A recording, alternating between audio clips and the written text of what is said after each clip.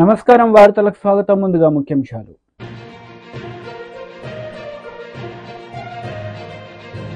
Etela Rajender press meet, పలు అంశాలపై వివరణ. మాజీ మంత్రి అంబటి రాంబాబు ప్రెస్ మీట్, పలు అంశాలపై వివరణ. బీజేపీ లీడర్ మీడియా సమావేశం నిర్వహించారు. ఈ సందర్భంగా పలు అంశాలపై ఆయన మాట్లాడారు. అది లేకుండా పోతా ఉన్నాడు. వాడు ఏం చేస్తాడో తోని పరిస్థితి వస్తుంది. వాడు ఎప్పుడు ఏం చేస్తాడో, ఎలా మనం ఎంత గొప్పగా ఎదిగినా, మనం ఎంత గొప్ప పొజిషన్లో ఉన్నా, మనకు సుఖాంతమైన జీవితం ఉన్నప్పటికీ కూడా సమాజంలో ఇలాంటి దుస్తాంతాలు మళ్ళా ఒళ్ళు జల్దరించే పద్ధతి ఉంది. మన రక్షణ లేకుండా పోతా ఉంది. బయటికి పోతే ఏమైతే తెలియని పరిస్థితి ఉన్నది. కాబట్టి డెఫినెట్గా ఇవాళ ఇంతకుముందు నిర్భయ వచ్చింది, చట్టం వచ్చింది, కానీ జరుగుతూనే ఉన్నాయి ఇట్లాంటివన్నీ కూడా. అసలు చెప్పుకోలేకపోతున్నారు, అలవాటు అయిపోయింది. అది ఇవి జరుగుతలే అనేటువంటి పరిస్థితి వచ్చింది. ఇది మంచిది కాదు.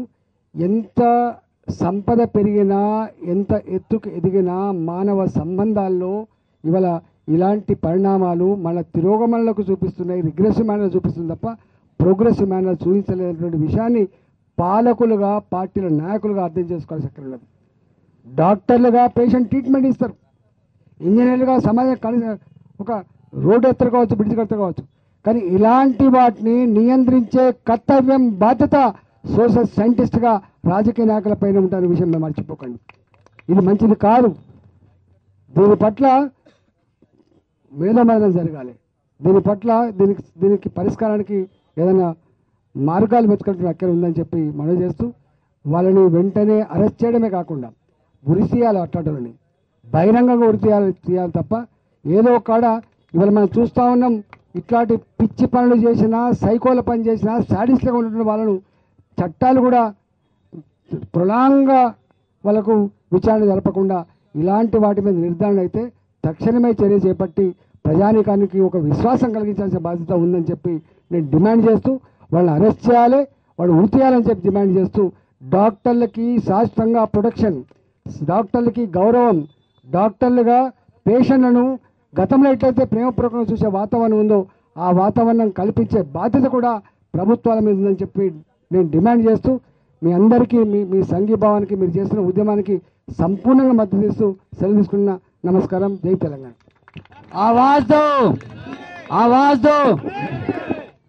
ధన్యవాదాలు సార్. మీరు మనసు విప్పి మీరు మాకు మద్దతు ప్రకటించడం మా అదృష్టం సార్. మీరు మాకన్నా ఎక్కువ బాధతోని మీరు ఈరోజు సమాజాన్ని అందరికీ విప్పి చూపారు. దయచేసి మీరు అనుకున్నట్టు ఇలాంటి సంఘటనలు పునరావృతం కాకుండా ఉండాలంటే రాజకీయ నాయకులైన మీరు దయచేసి చట్టాలు తేవాలి సార్. ఆ చట్టాలు తేవడమే కాదు, చట్టాలను కఠినంగా అమలు చేసే బాధ్యత కూడా మీ మీదే ఉందని దయచేసి ఈ సభకు తెలుస్తున్నారు. మా ఐఎంఏ తెలంగాణ స్టేట్ తరఫున ఈటెల రాజేందర్ మల్కాజ్గిరి ఎంపీ గారికి కృతజ్ఞతలు తెలియజేస్తున్నాను సార్. ధన్యవాదాలు. నమస్కారం సార్, చాలా థ్యాంక్స్.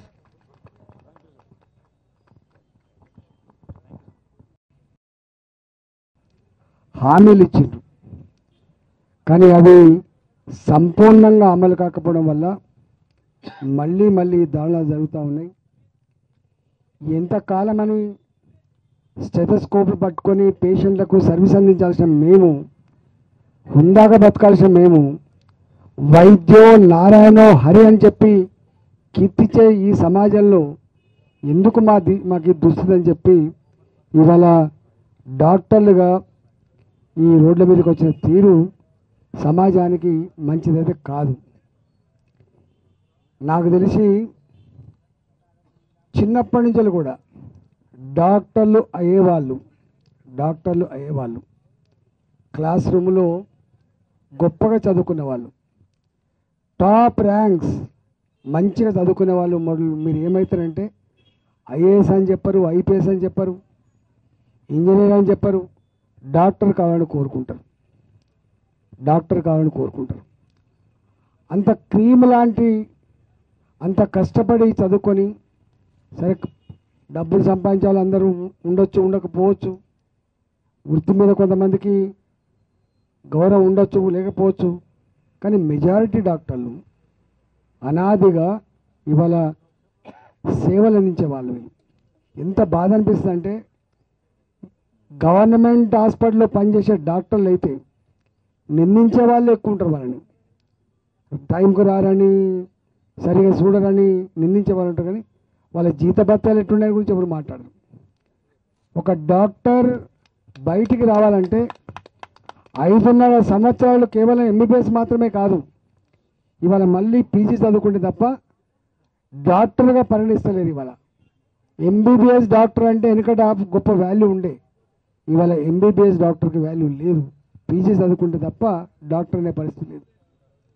అంటే 8.5-9 సంవత్సరాలు కష్టపడి చదివి ఇవాళ దవాఖానలో పనిచేసే వాళ్ళకు ఒక మామూలు ఉద్యోగికి ఉండే జీతం కూడా ఉండదు. సాఫ్ట్వేర్ ఎంప్లాయీకి 4 సంవత్సరాలు చదువుకుంటే ఏ ఉద్యోగాలు ఉంటాయో. YCP leader Ambati Rambabu media సమావేశం నిర్వహించారు. ఈ సందర్భంగా పలు అంశాలపై ఆయన మాట్లాడారు.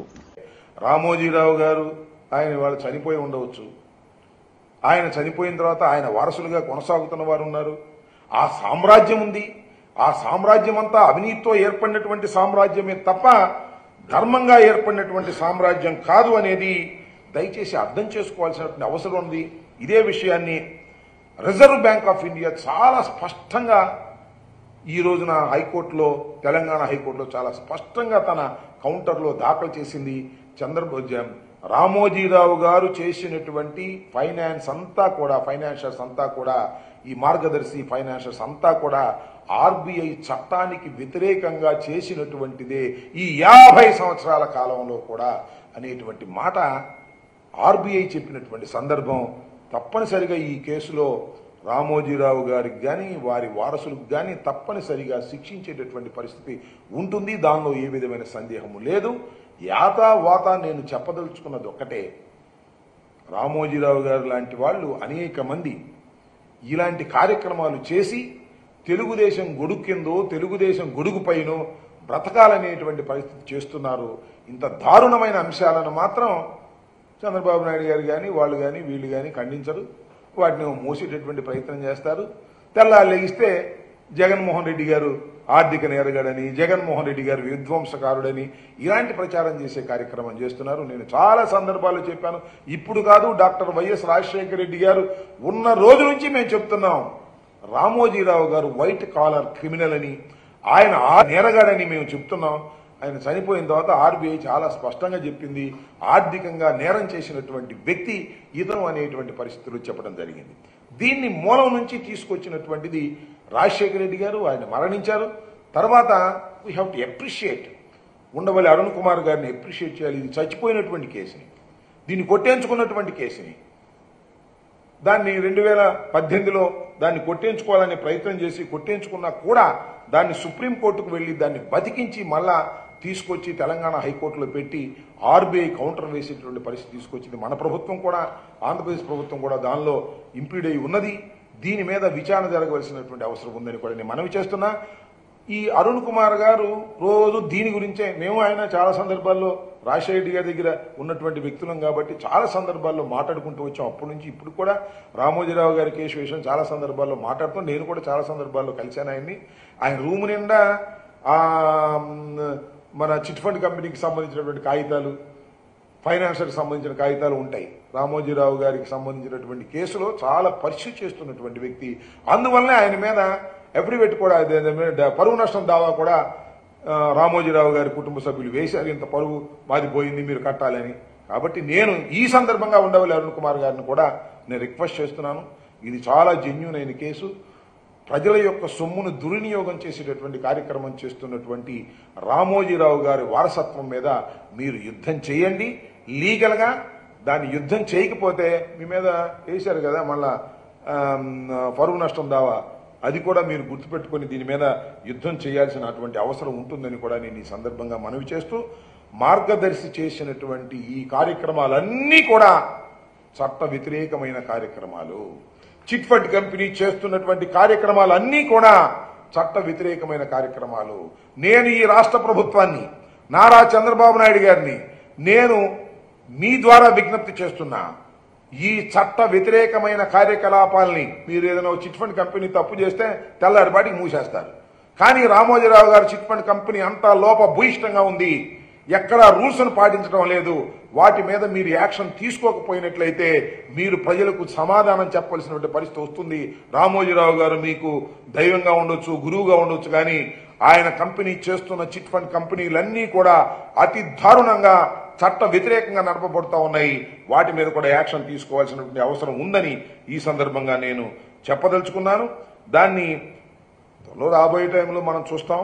ఖచ్చితంగా ఎవ్వరూ చట్టానికి వ్యతిరేకులు కాదు, చట్టానికి అతీతులు కూడా కాదు. చట్టం నుంచి పారిపోవాలని అనేక సందర్భాల్లో రామోజీరావు గారు జీవించి ఉండగా ప్రయత్నం చేశారు. చట్టం నుంచి తప్పుకుపోవడానికి ఒకసారి తప్పుకుపోయాం అనుకున్నారు, హైకోర్టులో కేసు కొట్టేయించుకుని. కానీ అరుణ్ కుమార్ గారు ఢిల్లీ సుప్రీంకోర్టులో వేసి మళ్ళా చట్ట పరిధిలోకి తీసుకొచ్చినటువంటి సందర్భం శభాష్ అనిపించేటువంటి సంఘటన. ఎంత పెద్దవారైనా కూడా చట్టానికి అతీతులు కారు అని చెప్పడానికి ఈ రామోజీరావు గారి కేసు చాలా స్పష్టంగా అర్థమవుతుందనేది కూడా నేను ఈ సందర్భంగా చెప్తూ, ఇలాంటి చట్ట వ్యతిరేక కార్యకలాపాలు చేస్తున్నటువంటి ఎంత పెద్దవారినైనా కూడా బీఆర్ఎస్ లీడర్ మీడియా సమావేశం నిర్వహించారు. ఈ సందర్భంగా పలు అంశాలపై ఆయన మాట్లాడారు. ప్రభుత్వాన్ని అడుగుతా ఉన్నాం, వారి పేరు మీద జనగాం జిల్లాకు పేరు పెడతా ఉన్నారు. ఇమ్మీడియట్ గా ఈరోజు అనౌన్స్ చేస్తే మీరు అన్న ప్రకారం మీ మేనిఫెస్టో ప్రకారం మరి మాట ఇచ్చినట్లు అవుతుంది. అందరూ మేము అడిగాం, మరి ఈరోజు రోజులలో మీరు వస్తుందని తెలిసింది, మరి కంపల్సరీ రావాలి, వచ్చినప్పుడు ఇది అనౌన్స్ చేయాలని చెప్పి మేము అడుగుతా ఉన్నాం. ఒక రాజకీయ కోణంలో మేము విమర్శని కాదు, పేద వర్గాలకు సంబంధించినటువంటి ఒక వర్గాల నుంచి వచ్చినటువంటి వ్యక్తులుగా ఒక కులం లేదు ఆయనకు, అన్ని కులాలను మూడు వర్గాలను దారి తీసింది. కనుక ఆయన జీవిత చరిత్ర అవసరం, తెలంగాణకు అవసరం, ప్రస్తుత రాజకీయ పరిస్థితులు చాలా అవసరం. కనుక జనగామ జిల్లాను ఇమీడియట్ గా పేరు మార్చి జియో ఇవ్వాలి. ట్యాంక్మెంట్ పైన మేము ఇచ్చిన జియోను అమలు చేస్తూ నగరాన్ని ఏర్పాటు చేయాలా. ఆయన పేరుగా 500 కోట్ల భూమి ఇచ్చి 5 కోట్ల ఇల్లు విడుదల చేసినాం. ఆ భవనానికి పేరు కూడా పెట్టాం కనుక ట్రస్ట్ కూడా పాపని ట్రస్ట్ అని పేరు పెట్టాం కనుక ఇమీడియట్ గా దాన్ని కూడా అందుబాటులోకి తీసుకురావాలి. ఆయన చరిత్రను పాఠ్యాంశాలు చేర్చాలి. అసెంబ్లీ దగ్గర కూడా, సెక్రటరీ దగ్గర కూడా మరి ఆయన యొక్క ఫోటోలు పెట్టాలి. అసెంబ్లీలో కూడా రాజు, ఈ హైదరాబాద్ కి రాజు అయినటువంటి చరిత్ర కనుక అసెంబ్లీలో కూడా ఆయన విగ్రహాన్ని ఏర్పాటు చేయాలా. ప్లస్ ప్రజలకు ఆయన చేసిన సంస్కరణలు, ఆయన మార్పు అవన్నీ కూడా జనం తెచ్చేటట్టు చేయాల్సిన అవసరం ఉంది. మీరు ఇచ్చిన మేనిఫెస్టో ప్రకారం మరి 20% వైశాఖ విడుదల ఇస్తామన్నారు, అది కూడా అమలు చేయాలా. ఆయన జన్మదిన సందర్భంగా ఒక పీడిత వర్గాల నుంచి ఒక వచ్చినటువంటి వ్యక్తి కనుక, ఒక వృత్తి నుంచి వచ్చిన వ్యక్తి కనుక దానికి సంబంధించిన వృత్తిపరమైనటువంటి కూడా ఈరోజు ఇచ్చినట్లయితే మరి మీరు ఇచ్చిన మాట నిలబెట్టుకోవాలి అవుతారని చెప్పని మరి వారికి ఖచ్చితంగా ఘనమైనటువంటి నివాళులర్పిస్తూ ప్రతి ఒక్కరు ఆయన చరిత్రను తెలుసుకొని ఆయన ఆదర్శంగా తీసుకొని అన్ని వర్గాలను, అన్ని కులవృత్తులు, రైతులను, కులవృత్తులను కలుపుకొని ముందుకు పోయి రాజకీయ చరిత్రను చేయాలని చెప్పని మరి బీసీ జనగణను కూడా ఇమీడియట్ గా చేయాలని చెప్పని కూడా ఈ సందర్భంగా మేము ఆయన రిక్వెస్ట్ చేస్తా ఉన్నాం. పెద్దలు ఇప్పుడు లక్ష్మణ గారు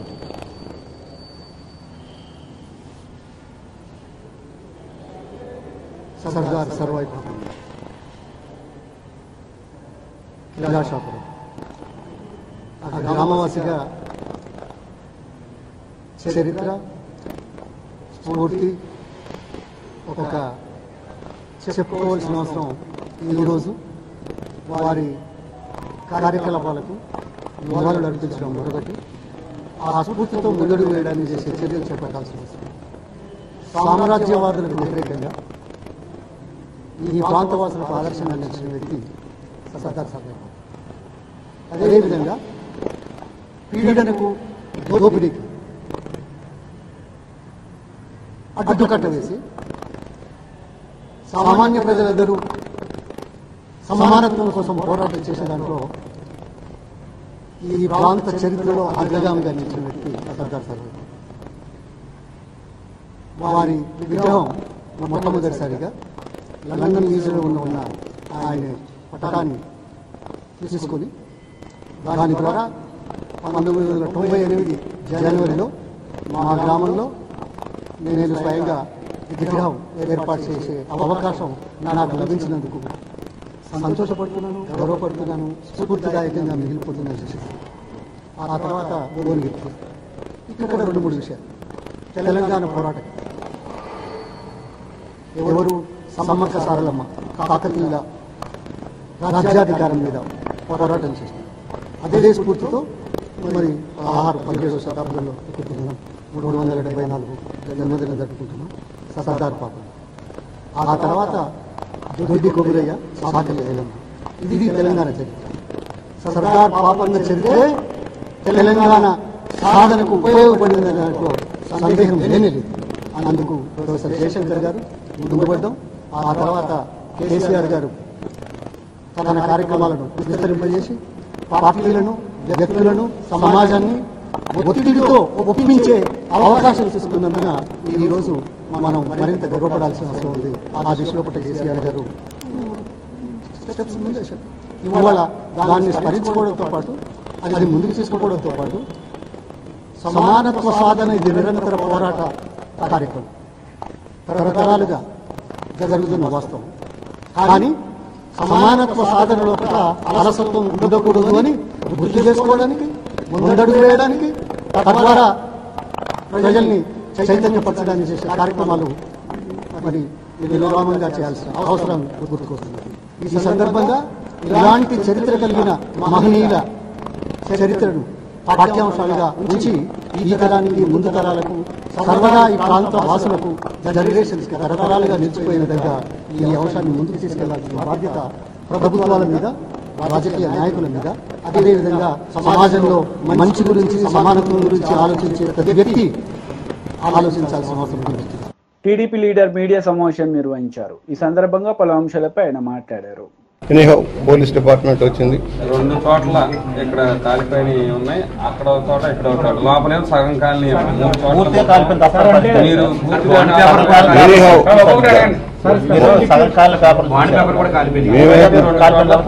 అడుగుతుంది సమగ్ర విచారణ చేయమంటా ఉన్నాను. ఏదైతే, ఎందుకంటే వాళ్ళు చెప్పిన మనకు కనిపించిన దానికంటే ఎవ్రీ ఫైల్ ప్రతి ల్యాండ్కి సంబంధించింది డూప్లికేషన్ ఉంటుంది. ఎక్కడో చోట అధికారుల దగ్గర డూప్లికేషన్ ఉంటుంది. దాన్ని బేస్ చేసుకొని ఫైల్స్ ఏమైనా మిస్ అయినా చూడమంటున్నాం. ఫైల్స్ మిస్ అయినాయా లేదా చెక్ చేయమంటున్నాం. మిస్ అయితే దాని మీద యాక్షన్. ముఖ్యమంత్రి గారు పదే చెప్పారు మదనపల్లి సంఘటన తర్వాత, ఎట్టి పరిస్థితుల్లో ఏ ఫైల్ ఎక్కడ కూడా జాగ్రత్తగా ఉంచండి అని. ఇప్పుడు ఇక్కడ PA టు డిప్యూటీ కలెక్టర్ గారు ఉన్నారు, వేదవల్లి గారు. నాకు తెలియదు ఈ తగలబెట్టిన సంగతి అన్నారు స్వయంగా. మరి వారు ఎట్లా దీన్ని చూడాలి? అందుకని ఇప్పుడు బాధ్యత తీసుకోవాల్సింది అధికారులు. డిప్యూటీ తహసీల్దార్ దగ్గర, డిప్యూటీ కలెక్టర్ దగ్గర నుంచి సూపరింటెండెంట్ దాకా రెస్పాన్సిబుల్. ఎవరైతే కాల్చిన అమ్మాయి లేదు, ఇవాళ పొద్దున కాల్చానన్న పేపర్ లేదు, వైజాగ్ వెళ్ళారని చెప్పబడుతుంది. ఇవాళ ఎందుకు అర్జెంటుగా వైజాగ్ వెళ్ళింది, కారణాలు ఏమిటి, పరిస్థితి ఏంటి, ఇవాళ ఎందుకు వెళ్ళాలి, ఇవాళ కాల్చిన రోజులు ఎందుకు వెళ్ళాలి, ఇవన్నీ కూడా విచారణ జరుగుతాయి. పోలవరం సంబంధించినవి కాదంటున్నారు, కానీ ఆంధ్రలో జీవనాటి పోలవరం ప్రాజెక్ట్ సంబంధించిన ఫైల్స్ అన్ని కూడా ఇరిగేషన్ లో ఉంటాయి. ఆ బిరో కాదు, పక్క బిరో, కానీ అలాంటి ఫైల్ కూడా దగ్గరైపోతే ఎవరు బాధ్యత ఉంటుంది? అందుకనే చెప్పాను ఇప్పుడు చెకింగ్ అంతా బాధ్యత రెస్పాన్సిబిలిటీ డిపార్ట్మెంట్ది.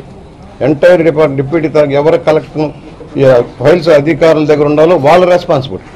లాక్ అండ్ కీ ఉండాల్సింది. సేఫ్టీ ఫైల్స్ విడిగా కూడా ఉన్నాయి, బీరువాళ్ళు ఉన్నాయి కాదు, బయట కూడా ఉన్నాయి. బయట కూడా చూసాం. దాన్ని సేఫ్ మెజర్లో పెట్టాల్సిన అవసరం ఉంది. ఈ సంఘటన తర్వాత ఇంకా సమగ్ర ఎలా రికార్డ్స్ మెయింటైన్ చేయాలి, ఎలా ఉంచాలి. ఇరిగేషన్ మంత్రి సీరియస్ అయ్యారు, నిమ్మల రామానాయుడు. అయితే గత అధికారులు కొంతమంది పనితీరు మార్చుకోవాలని ఇప్పటికే సివిల్ సప్లై మంత్రి నాదెండ్ల మనోహర్, డిప్యూటీ సీఎం పవన్ కళ్యాణ్ అనేకసారి సూచించారు. అంటే అది ఏమైనా ఇక్కడ కనిపించింది అంటారు? తప్పకుండా. ఎందుకంటే తీసే ముందు, ఒక ఫైల్ తీసే ముందు ఒక వేస్ట్ పేపర్ అయినా కావచ్చు. మామూలుగా ఏం చేస్తారంటే రెవెన్యూ ఆఫీసులో, డిపార్ట్మెంట్లో అవసరం తీరిన ఫైల్స్ ఉంటే తీసుకొచ్చి వాళ్ళకు కాల్ చేసేదానికి కూడా ఒక ఫైల్ ఎగ్జిస్టెన్స్ కూడా ఉండి పూర్వం అయితే. ఇప్పుడు ఎలా ఉందో మాకు తెలియదు. కానీ ఎనీహౌ ఇప్పుడున్న పరిస్థితుల్లో చిన్న ముక్క కూడా బయటపడేయడానికి వీల్లేదు.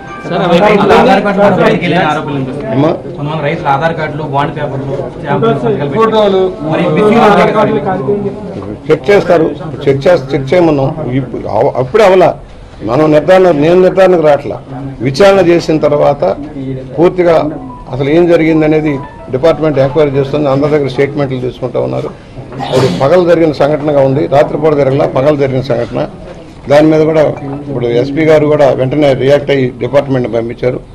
అలాగే కలెక్టర్ గారు కూడా డిప్యూటీ కలెక్టర్ గారిని ఆర్డీఓ గారిని అందరూ పంపించారు. ఆర్డీఓ గారు విచారణ చేస్తున్నారు. ఆర్డీఓ గారు చెప్పడం ఏంటంటే ఇందులో ఒక రికార్డ్ రూమ్ లేదు, ఒక ఫైల్ కూడా లేదు, మొత్తం జిరాక్స్ కాపీలు, వేస్ట్ పేపర్స్ అక్కడ పెన్ తో రాసినవి క్లియర్ గా కనిపిస్తున్నాయి. ఇప్పుడు కాల్చినవి చూసిన చోట నేను చూసిన చోట అన్ని టైపుడు, ఆల్ టైపుడు. దాని మీద సిగ్నేచర్ల దగ్గర కూడా సిగ్నేచర్ లేవు. డిప్యూటీ తహసీల్దార్ కానీ ఏ సిగ్నేచర్ లేవు. ఊరిక క్లర్కల్ గా వచ్చిన దగ్గర ఫాలోయింగ్ తప్పితే ఫైనల్ సంతకాలు కానీ ఏం కనిపించలా ఇప్పుడు ఉన్న దాంట్లో.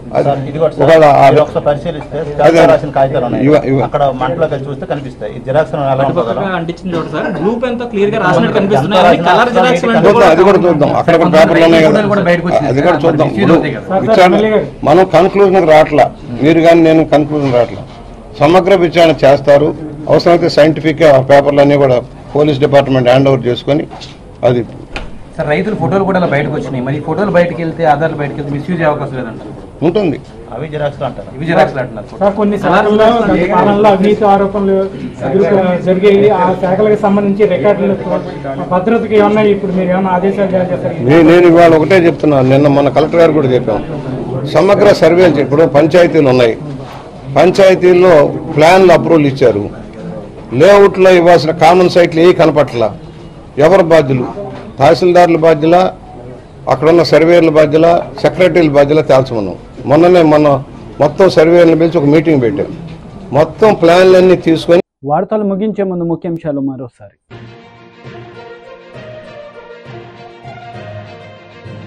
ఈటెల రాజేందర్ ప్రెస్ మీట్, పలు అంశాలపై వివరణ.